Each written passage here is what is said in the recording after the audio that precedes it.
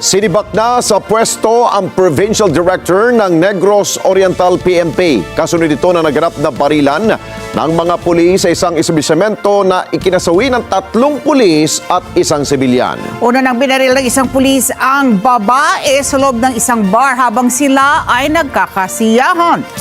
Tinangka namang arestuhin ng iba pang mga pulis ang kanilang kabaro pero nauwi lamang ito sa engkwentro. Kunin natin ang live report ni Vic Sumintak. Vic, ano ang atraso ng babae? Bakit siya binaril?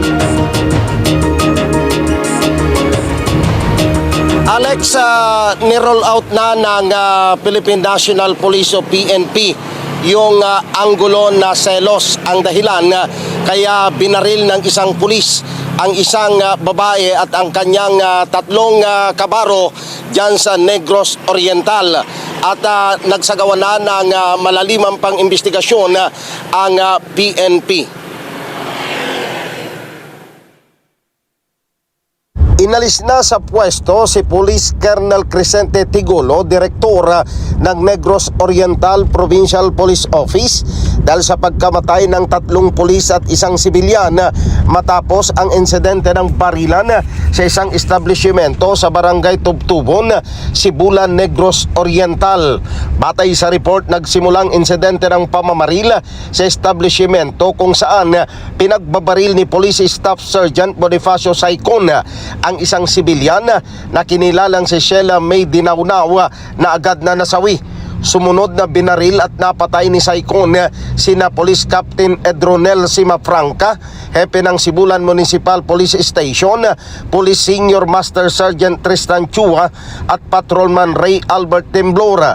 Sinabi ni PNP spokesperson Police Brigadier General Randolph Tuanyo na lumitaw sa investigasyon na nag-iinuman sa loob ng establishmento dahil birthday celebration ni Police Captain Simafranca kasama sina Police Senior Staff Sergeant Chua at Patrolman Temblor kasama ang salarin na si Police Staff Sergeant Saicon, at dahil sa kalasingan ay binaril ang sibilyan na si Dinaunaw. Inawat umano ni Simafranca si Saicon at kinumpiska ang baril nito, subalit mayroon pa pala itong backup na baril na ginamit para mabaril at mapatay ang mga biktimang pulis. Ayon kay Tuanyo, mahigpit na pinagbabawal sa mga police officer at personnel ang uminom ng alak sa mga pampublikong lugar, kaya sinibak ng liderato ng PNP ang Provincial Director ng Negros Oriental na si Colonel Tigulo dahil sa usapin ng command responsibility. Agad po napalabas ng statement ang ating Chief ng Philippine National Police na si General Nartates, kaugnay po ng zero tolerance policy natin sa immoral, illegal at unethical conduct ng lahat ng biyero ng Philippine National Police, ikaw man ay duty of duty.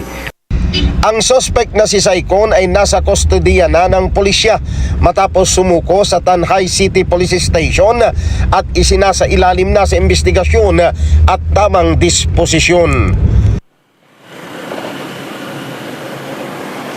Alex, lumitaw sa investigasyon ng PNP na sobrang kalasingan dahil lumilitaw din na itong suspect na si Staff Sergeant Saicon ay kasama niya na nag-iinuman yung si Captain Simafranca kasama yung 2 tauhan dahil sa sobrang kalasingan dahil birthday ni Captain Simafranca. Simula pa lang daw sa opisina ay nag-iinuman na. At itinuloy pa ito sa isang resto bar na humantong nga sa naturang insidente ng pamamaril at pagkakapatay sa mga biktima nitong si Staff Sergeant Saicon, Alex. Okay, Vic, kung sinasabing kalasingan lamang, pero dapat may mitsa may dapat nag-udyok kung bakit niya binaril, di ba? Imposible kasing sa dulot lamang ng kalasingan, parang hindi ako naniniwala lamang doon. Yun ang tinatanong namin kanina kay General Tuanyo, pero ang sabi niya, nagsasagawa pa rin ng follow-up investigation dahil nasa custody na nga ng pulis itong si Staff Sergeant Saicon na nasa kustodiya na at isasailalim pa sa masusing investigasyon, Alex. Okay. Nung sila'y uminom, off-duty ba sila ito? O may binabanggit ka na sa opisina pa lamang, nagiinuman na? Ano yun, opisina sa PNP station? Mukhang ganon, Alex, mukhang hindi sila off duty. Nako. Dahil kumbaga, yung celebration nila sa birthday ni Captain Simafranca doon sa opisina, kumbaga nagparto pa sila Nako. doon sa kinaganapan ng insidente, Alex, sa isang resto bar. Ayun, sige. Okay, maraming salamat sa iyo, Vic Sumintak, mata natin mula dyan sa Campo Crame. Thank you, Vic.